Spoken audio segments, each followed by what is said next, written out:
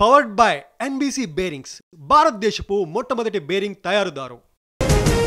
ఇవాళ TDP central office కు Chandrababu party సీనియర్లతో కీలక సమావేశాలు. ప్రజల నుండి వినతులు స్వీకరించనున్న సీఎం. ఓరుగలలో కిషన్ రెడ్డి పర్యటన. సికింద్రాబాద్ నుండి వందే భారత్ ట్రైన్లో ప్రయాణం. పలు అభివృద్ధి పనులకు శ్రీకారం. కాళోజీ యూనివర్సిటీ తీరుపై సీఎం సీరియస్. ఆరోపణలపై వివరణ కోరిన రేవంత్. వీసీ నందకుమార్ రాజీనామా. నేడు బీఆర్ఎస్ ఆధ్వర్యంలో దీక్షా దివస్. తెలంగాణ వ్యాప్తంగా నేతల ఏర్పాట్లు. 13 వర్సిటీల్లో బీఆర్ఎస్ ఆధ్వర్యంలో నిర్వహణ.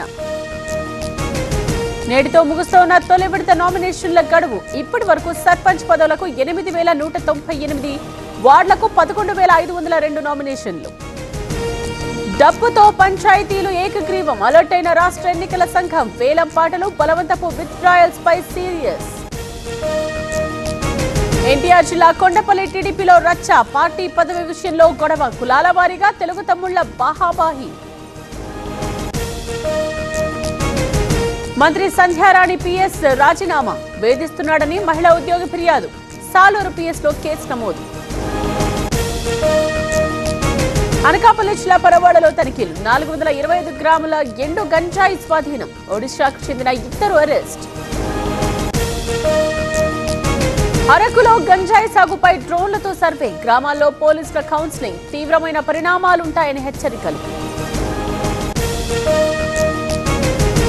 అల్లూరి జిల్లా ఏజెన్సీలో చలి తీవ్రత. దట్టమైన పొగమంచుతో రాకపోకలకు ఇబ్బందులు. మాడగడ, వంచంగి కొండలకు సందర్శకుల తాకిడి. అమలాపురంలో కుక్కల బెడద. ఇళ్ల ముందు రంగు నీళ్లు పెట్టుకుని జాగ్రత్తలు.